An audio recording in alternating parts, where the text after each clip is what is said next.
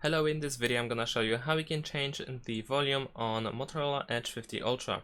To do so, we can use those volume buttons that are located on the right side. So we have volume up and volume down button, and if you press the volume button, any of them, then you will open the slider on the right side on your screen, and then you can keep pressing in order to adjust the volume. You can also move the slider with your finger.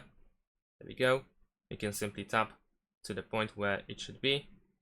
And in addition to that, you can also tap on these three dots in order to open the whole panel where you have different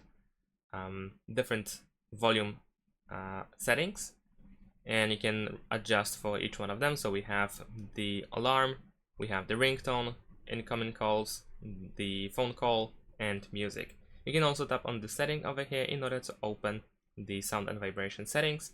And here you also have the volume sliders where you can move to the left and to the right in order to adjust each one of these volume sliders.